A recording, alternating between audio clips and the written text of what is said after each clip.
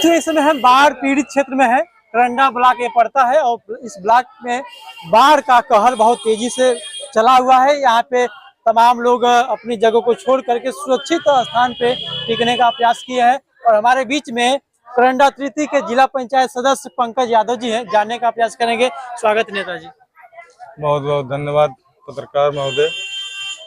सबसे पहले मैं हमारे क्षेत्र के आए हुए जितने भी बाढ़ पीड़ित हैं, मैं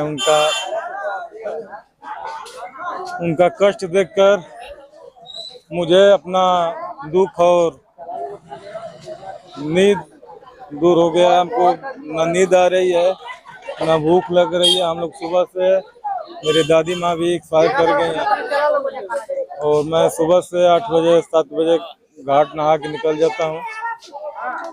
निकलने के बाद जहाँ भी कोई पीड़ित हमको मिलता मैं उनकी मदद करता हूँ। और सुबह का तो मैं खाना जो है खाना पीना एकदम मान लीजिए कि छोड़ दिया है। रात को मैं 10-11 बजे घर पे पहुँचता हूँ। मतलब दिन भर समाज में रहते हैं क्योंकि ये क्षेत्र आपका इसमें पीड़ित है। जी जी, इस समय क्षेत्र हमारा बहुत ही भयंकर बाढ़ से जो आया है उससे बहुत बड़ा हमारे क्षेत्र का बहुत बड़ा नुकसान हुआ है। और दूर दराज से लगभग 2 किलोमीटर 3 किलोमीटर से छोड़ के आके देख रहे हैं किनारे किनारे रोड के किनारे बसे हैं लोग।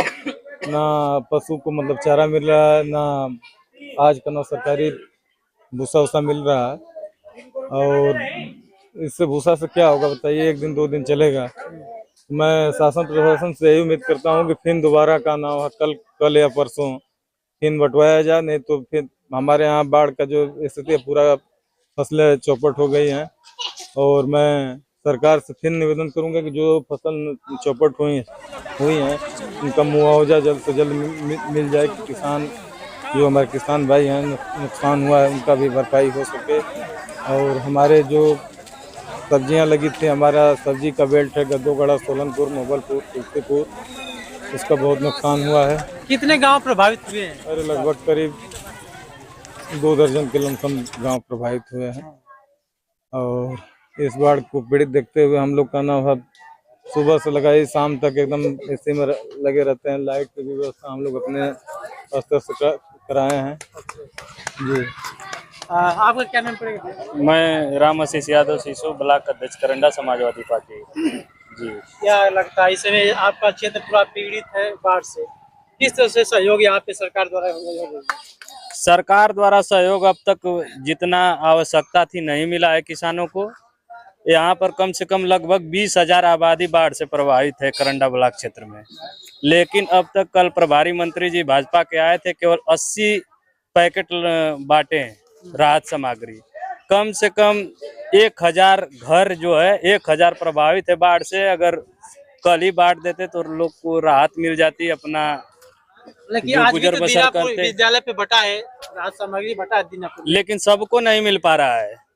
सबको नहीं मिल पा रहा है, केवल जो उनके लोग हैं चिन्हित कर दिया जा रहा है। बाढ़ में तो ऐसी बात नहीं बाढ़ आपदा है, सब प्रभावित हैं, सभी लोग प्रभावित हैं। इसमें चिन्हने वाली कैसे बात? पूछ लीजिए, यहाँ लगभग सभी लोग देखिए हैं, लेकिन किसी को अभी तक यहाँ पर राशन वोशन नहीं मिला है। केवल लंच पैकेट आता है शासन प्रशासन से। जितना भूसा चाहिए पशुओं को भूसा भी नहीं। कौन सा जगह? पेट काट कर दिया जाएगा सर, तो ये बहुत गलत बात है। कौन सा जगह है? ये गद्दोगाड़ा, सोलनपुर, और यहाँ पर गद्दोगाड़ा सोलनपुर के लोग हैं।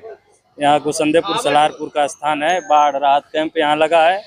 यहाँ पे भूसा मिला लोगों को, लंच पैकेट भी मिला है। पशुओं को अगर पेट काट कर भूसा दिया जाएगा तो इससे बड़ा अपराध नहीं हो सकता है। आप भूसा दे रहे हैं तो किसानों के लिए राहत के लिए भूसा दे रहे हैं तो उचित मात्रा में भूसा दीजिए। यहाँ पर कम मात्रा में भूसा आ रहा है कि बताइए किसानों को नहीं मिल रहा है, पशुओं को आप पेट काट रहे हैं। ये बहुत बड़ा अपराध है इस समय, आपदा के समय में। बहुत बड़ा क्षेत्र है ना, बांटने में थोड़ा सा वो तो सिस्टम लगेगा। सरकार के पास बहुत बड़ा बजट तो है। बजट है, सरकार मुहैया कराए। यही समाजवादी पार्टी की सरकार थी। 2013 और 16 में बाढ़ आई थी। सबको उचित मुआवजा और राहत सामग्री और पशुओं के लिए चारा उपलब्ध था। लगभग 3-4 बार सबको मिल चुका था, समाजवादी पार्टी की सरकार थी तो। अब तक अनदेखा किया जा रहा है। पशुओं का पेट काट कर, किसानों का पेट काट कर राहत सामग्री दी जा रही है। ये उचित नहीं है। आपदा के समय में राहत सामग्री आपको बांटना है तो आप सबको एक लाइन से बांटिए, एक साथ बांटिए। आप चिन्हित कर मत दीजिए।